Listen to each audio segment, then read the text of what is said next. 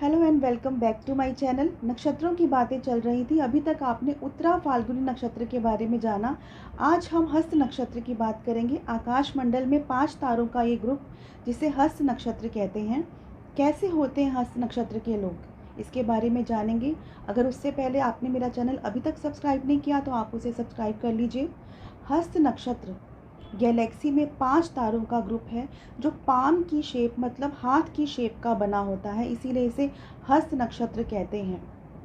इसके स्वामी ग्रह चंद्रमा है, कन्या राशि में ये आता है। और यहाँ पर क्योंकि चंद्रमा मन का कारक है, बुध बुद्धि का कारक है, तो यहाँ पे मन और बुद्धि दोनों एक साथ है। आपने देखा होगा कभी कभी आपका माइंड कुछ और कहता है और दिल कुछ कहता है, दिमाग कुछ कहता है, तो आप कंफ्यूज हो जाते हैं। तो लेकिन हस्त नक्षत्र के लोगों को बहुत अच्छे से पता होता है कि वो बैलेंस कैसे बनाते हैं माइंड और अपने अपने दिल और अपने दिमाग का, क्योंकि मन और बुद्धि दोनों यहाँ एक साथ है। चंद्रमा क्योंकि इस हस्त नक्षत्र के स्वामी हैं, इसका इफेक्ट आता है। ऐसे लोग पढ़ाई में टॉपर होते हैं। आप याद रखिए, अगर आपके घर में कोई ऐसा बच्चा है जिसका हस्त नक्षत्र है, उसकी पढ़ाई पर अगर आप खास ध्यान देंगे तो ऐसे बच्चे स्टेट लेवल पर या स्कूल के लेवल पर टॉपर भी होते हैं। पढ़ाई में बहुत इंटेलिजेंट होते हैं, माइंड इनका बहुत शार्प होता है। आप जो भी पढ़ाएंगे इन्हें बहुत अच्छे से याद रहता है। हस्त नक्षत्र के पहले चरण के जो स्वामी हैं वो मंगल हैं। मंगल इन्हें साहसी बनाता है, एनर्जी देता है। बहुत ज्ञान तो इनमें होता ही है, बहुत एनर्जेटिक होते हैं ये लोग।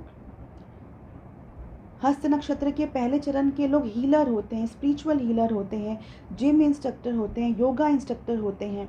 पढ़ाई में भी बहुत इंटेलिजेंट रहते हैं और इनको अध्यात्म में खोज करने का बहुत इनका इंटरेस्ट रहता है। आपने देखा होगा कुछ लोग बहुत अच्छी हीलिंग करते हैं, रेकी मास्टर होते हैं, तो ये हस्त नक्षत्र में खास क्वालिटीज़ होती हैं। हस्त नक्षत्र के सेकंड चरण के जो स्वामी हैं वो हैं शुक्र। ऐसे लोग कवि होते हैं, आशु कवि होते हैं। वो नेचर में कहीं भी कोई ब्यूटी देखते हैं, फटाफट से उस ब्यूटी को देखकर कोई ना कोई सुंदर कविता बना लेते हैं। साहित्यकार होते हैं, फिल्म मेकर होते हैं। अपनी थिंकिंग को कैसे पर्दे पर सीन्स के थ्रू उतारा जाए, इनके अंदर ये कला होती है।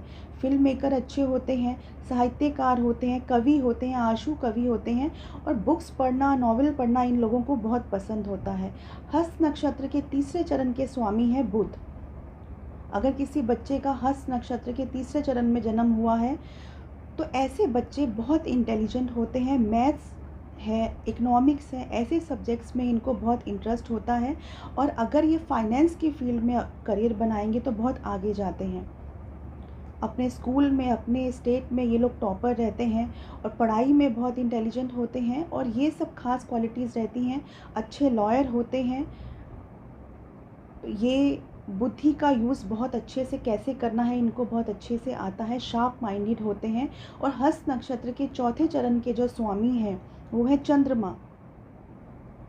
आपने देखा हस्त नक्षत्र के जो खुद स्वामी हैं वो है चंद्रमा और चौथे चरण के भी स्वामी हैं चंद्रमा। ये लोग इमोशनल बहुत ज़्यादा होते हैं और कम बात करते हैं, लेकिन बहुत जल्दी हर्ट हो जाते हैं ये, अगर आप इन्हें कुछ भी कहेंगे। ऐसे बच्चे बहुत सेंसिटिव होते हैं, छोटी छोटी बात पर हर्ट हो जाते हैं। और चंद्रमा क्योंकि इनका स्वामी ग्रह होता है, इनके चरण का भी स्वामी ग्रह होता है, तो चंद्रमा से इनके मूड स्विंग बहुत ज़्यादा होते हैं। इस चीज़ का इन्हें ध्यान रखना चाहिए। तो आपने जाना किस तरह से 5 तारों का ये ग्रुप जो हस्त नक्षत्र गैलेक्सी में है, तो बच्चे कितने इंटेलिजेंट होते हैं, इस नक्षत्र के खास आशीर्वाद है। इस नक्षत्र को बुध का, चंद्रमा का, क्योंकि चंद्रमा माँ है और सूर्य पिता है, मंगल सेनापति हैं, तो ये तीनों कॉम्बिनेशन यहाँ आते हैं। एनर्जी बहुत ज़्यादा होती है इन लोगों में। आज इतना ही, फिर मिलते हैं एक नए टॉपिक के साथ, नई बातों के साथ। Thank you.